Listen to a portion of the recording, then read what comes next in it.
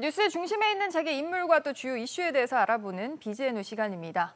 지난주에 고 이건희 삼성전자 회장의 상속인들이 내야 할 상속세가 확정이 됐는데요. 관련해서 취재기자와 짚어보겠습니다. 김동우 기자 나와 있습니다.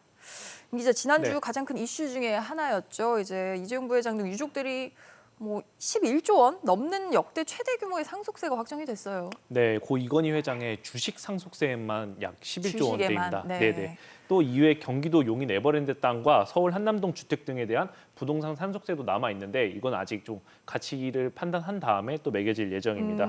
또 이재용 부회장 등 유족들의 상속세 납부는 내년 4월 말까지인데요. 유족들은 최대 5년간 분할을 해서 내는 방식인 연부연납 제도를 활용할 것으로 보입니다. 이렇게 나눠낸다고 해도 주식 상속세로만 연간 2조 원 이상 이렇게 세금을 내야 되는 거네요. 맞습니다.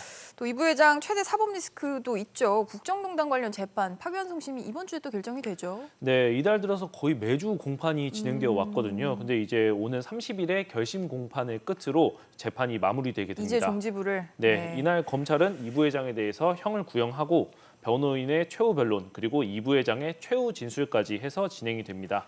결심 공판 이후 선고까지는 보통 한 달 정도 걸리기 때문에 이르면 다음 달쯤에 선고가 나올 전망입니다. 알겠습니다. 또 재계 전반으로도 가보죠. 이제 박용만 대한상공회의소 회장이 이제 곧 임기가 끝났는데 한 해 동안의 소회를 좀 밝혔어요. 네, 맞습니다. 박용만 회장은 지난주 진행된 송년 인터뷰에서 변해야 할 것들이 있는데 더 변하지 못해서 아쉬움이 있다고 밝혔습니다.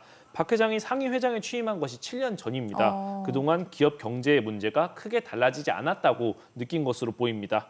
특히 최근 통과된 기업 규제 3법에 대한 아쉬움도 나타냈는데요. 박 회장은 이제는 소모적인 논란을 이어가는 것보다는 정해진 법의 테두리 안에서 보완책을 찾아야 한다고 강조했습니다. 네. 직접 들어보시죠.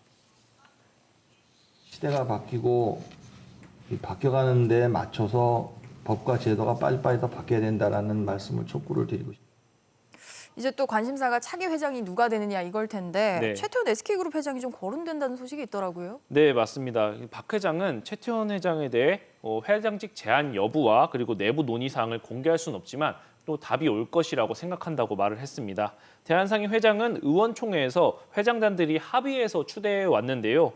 박 회장의 공식 임기가 석 달 정도 남아있는 만큼 다음 달 안에는 차기 회장이 어느 정도 결정될 것으로 보입니다.